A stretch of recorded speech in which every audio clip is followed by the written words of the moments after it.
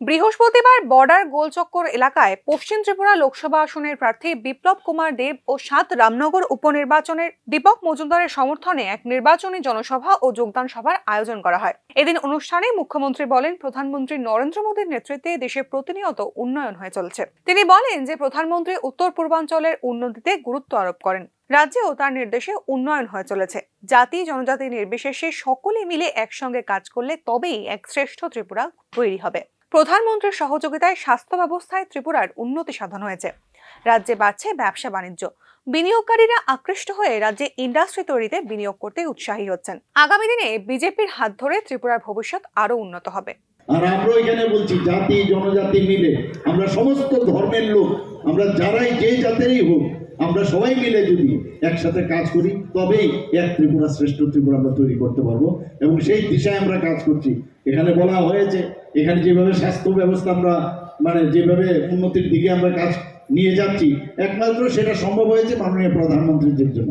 আপনারা এখানে জানেন যে ডেন্টাল কলেজ আমাদের বহুদিনের একটা ড্রিম প্রজেক্ট ছিল। সেই ডেন্টাল কলেজ 50 আসনের, সেটাও এখানে মাননীয় প্রধানমন্ত্রী এসে নিজে এসে সেটাকে উদ্বোধন করে গেছেন। এখানে নার্সিং কলেজ হয়েছে, আগামী এখানে 2টো মেডিকেল কলেজ আছে, আরেকটা মেডিকেল কলেজ এখানে হওয়ার পথে। ওনাদেরকে বলেছি যদি আইন মেনে আপনারা করেন নিশ্চয়ই আমরা সেই আপনাদের আমরা নোট দেব। তো সেই দিশায় আমরা। এদিন ভোট প্রচারে আসন্ন লোকসভা নির্বাচনে 2টি আসন থেকেই বিজেপি প্রার্থীদের জয়ী করার ডাক দেন তিনি। পাশাপাশি তিনি উপনির্বাচনে ৭ রামনগর বিধানসভা কেন্দ্রের প্রার্থী তথা আগরতলা পুর নিগমের মেয়র দীপক মজুমদারের সমর্থনে প্রচার চালান। এদিন রামনগর কেন্দ্রের প্রাক্তন বিধায়ক সুরজিৎ দত্তের প্রসঙ্গ টেনে এনে মুখ্যমন্ত্রী উল্লেখ করেন, তার ভাবাবেগকে সামনে রেখেই আসন্ন নির্বাচনে বিজেপি প্রার্থীকেই বেছে নেবেন মানুষ। মুখ্যমন্ত্রী এদিন উল্লেখ করেন, শান্তি শৃঙ্খলার দিক থেকে ত্রিপুরা বর্তমানে ৩য় স্থানে রয়েছে। প্রধানমন্ত্রীর নির্দেশে সঠিক দিশায় এগোচ্ছে ত্রিপুরা। মুখ্যমন্ত্রী বলেন যে প্রাক্তন বিধায়ক সুরজিৎ দত্তের অকাল প্রয়াণের পর ৭ রামনগর বিধানসভা কেন্দ্রের দায়িত্ব কার হাতে দেওয়া হবে সে বিষয়ে চিন্তায় ছিলেন। অনেক চিন্তার পর মেয়র দীপক মজুমদারকে এই দায়িত্বের জন্য সঠিক ব্যক্তি হিসেবে বেছে নেওয়া হয়েছে বলেই উল্লেখ করেন মানিক সাহা।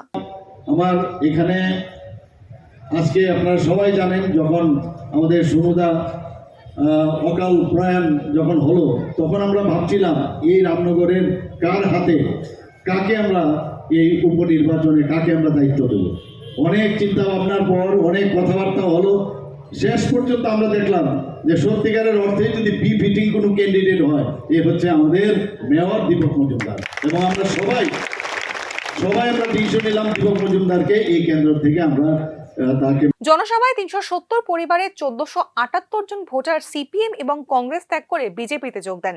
লোকসভা এবং বিধানসভার উপনির্বাচন দুক্ষেত্রেই বিপুল জয়ের আশায় বিজেপি। তবে তাল মিলিয়ে প্রচার চালাচ্ছে বিরোধী জোট। Bureau report, news now, Agartala.